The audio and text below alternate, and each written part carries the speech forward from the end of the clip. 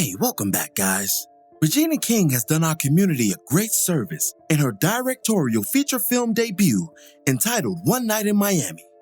The film is based on the stage play of the same name, written by Kemp Powers, who also co-wrote and directed Disney and Pixar's Soul, something that I'll definitely review in a future video, and am slipping for not having done this long.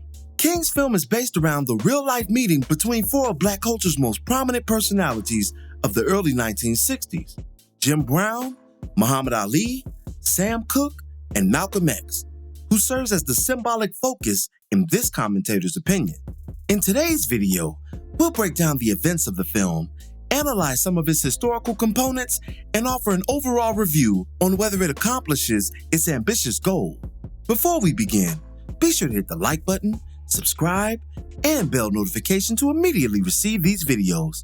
Also, big thank you to all of my channel donors. If you'd like to be the next one, drop $1 on that Cash App for us. Lastly, a spoiler alert is now in effect for all things One Night. Here we go. The film kicks off with our four main players operating in their individual fields. Cassius Clay in the ring, Sam Cooke on stage, Jim Brown fresh off another successful season, and Malcolm X in his latter days with the nation. In the months to follow, all four prepare for the title fight between Cassius Clay and Sonny Liston, a famed bout that took place on February 25th, 1964, and found the soon-to-be Muhammad Ali on the downside of media predictions. Clay was the furthest thing from favored in the now classic battle, but Malcolm served as his spiritual guide and liaison to the Nation of Islam, something we'll get into in just a moment.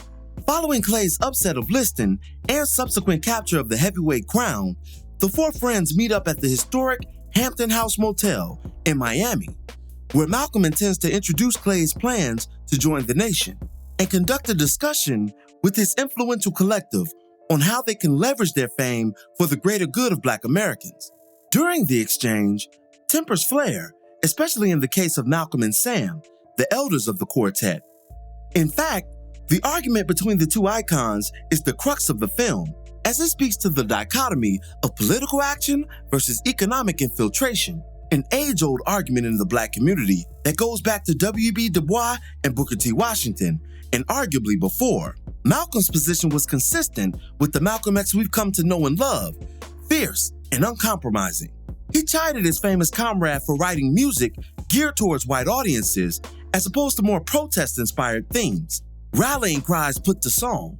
He also reprimanded Sam for performing contrasting sets for white and Black people, the former a sanitized, watered-down version of his highly energetic, culturally drenched later interpretations, as heard on Live at the Harlem Square Club 1963, which if you haven't heard, you need to listen to directly following this video, as it's easily the greatest live album of all time. Sam, on the other hand, strongly resented Malcolm's overtures that he was misusing his platform, arguing that his business acumen and penchant for Black ownership was just as important as Malcolm's galvanizing rhetoric. One such example he provided was his investment in the British invasion, where a young Bobby Womack was able to generate royalties for Cooke's label via his Rolling Stone-covered hit, It's All Over Now.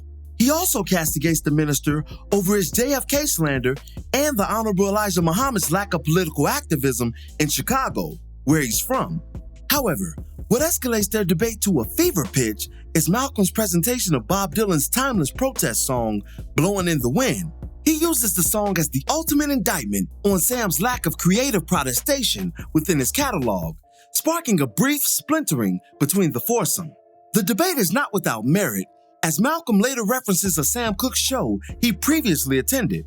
Left without music due to a technical sabotage, Sam electrified the crowd with nothing but the stomping of his feet and the sound of his voice. That power that Malcolm alluded to was based in the power of music itself and provided context for his harsh condemnations of his multi-talented friend.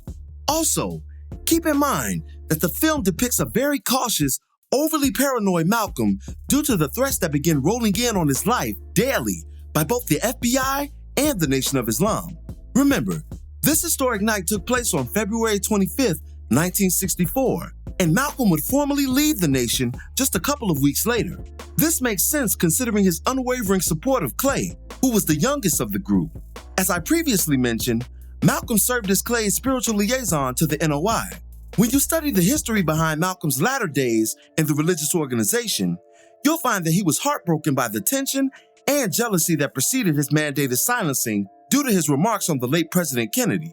That 90-day dismissal would find Malcolm on the outside looking in to the organization that he cherished so much, indefinitely so. As a tactic to try to regain favor with the Honorable Elijah Muhammad and hopefully re-enter the NOI ranks, Malcolm brought his teacher a peace offering, Cassius Clay. By convincing Clay to join the nation, he'd hoped that his transgressions would be absolved and that he'd find his way back as well. This backdrop makes more sense when you consider the brief confrontation that Cassius and Malcolm have in the film prior to his official press conference outside of the hotel, which was based on an actual interview with the two mammoth figures. However, as we know, his plan was subverted by his teacher, who maximized on the fame and influence of Clay and gifted him his Muslim name, Muhammad Ali, which is also shown in the film. This shrewd play inevitably ruptured Malcolm and Ali's friendship, and they wouldn't reconcile prior to the former's assassination. Ali later wrote that this severance was one of the biggest regrets in his 2004 autobiography.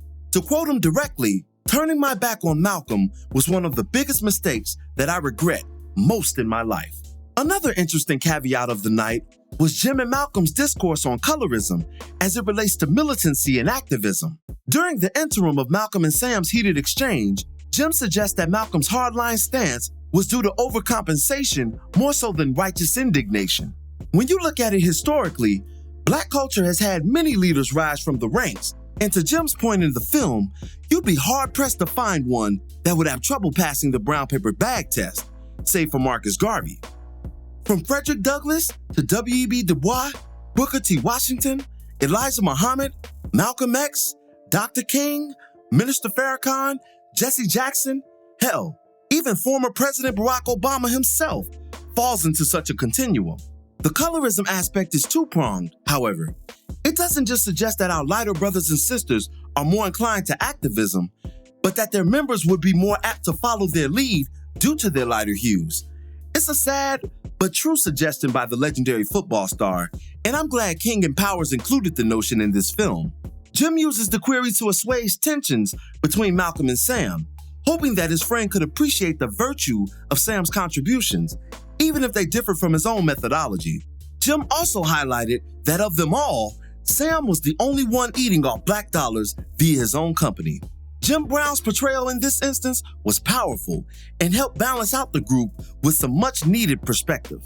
The weaponization of celebrity was also broached during this conversation and unveiled further context for Malcolm's high-powered stance. It was the brother minister's hope that this conversation would transform into mobilization for his famous friends to carry out the work that he knew he wouldn't live to see.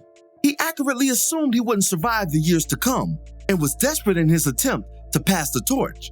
It explains why he was going so hard in the film, something that could take the average viewer aback. Even someone like myself, who knows the history very well, was like, "Yo, chill, brother. Y'all supposed to be bonding." However, Malcolm literally didn't have a moment to waste, and that night was meant to be a momentous one if our people were to have a productive future going forward. Malcolm's attempted leverage of his friend's celebrity was in stark contrast to his former position regarding Black celebrities in general. In his interview at UC Berkeley just 4 months prior, Malcolm dismissed the notion that Black celebrities could simultaneously be leaders. This may have been due to the lingering nation influence during that time, as Malcolm was silenced and essentially banished from his flock just a month later. It's important to note that the overall contents of this clandestine conversation are largely fictionalized. By Kemp Powers' own admission, 90% of the dialogue was of his own creation, but it was based on who they were and what they believed. For example, Sam Cooke was inspired to pen "A Change Is Gonna Come" after hearing Bob Dylan's "Blowing in the Wind," but Malcolm, being the conduit, is an imagining for dramatic and storytelling purposes. Also, in the realm of historical accuracy and lack thereof, Sam Cooke's bombing at the Copa occurred in 1958, not 1964. When Malcolm plays "You Send Me" during his tirade against Sam, he plays it from the Mr. Soul album, which the song doesn't even appear on. Sam's magnum opus, "A Change Is Gonna Come," was actually recorded prior to the events of the film, not afterwards. These minor inaccuracies didn't knock the tone of the film for me, as it fits the general, based on a true story, errors that all historical films contain. And given that there's so little known about this night between these iconic figures, liberties are just about mandatory so long as they don't vandalize the images of the centerpieces. When you're lost on the unknown, after all, you study the known. Here's what we do know. From this meeting of the minds, Cassius Clay did publicly transition to Islam, changing his name to Cassius X and later Muhammad Ali upon joining the nation. Without the events of February 25th, 1964, who knows if he ever completes that metamorphosis? Though many have hotly contested the inclusion, Malcolm X and Louis X, known today the world over as the Honorable Minister Louis Farrakhan, did have a falling out upon Malcolm's split from the nation.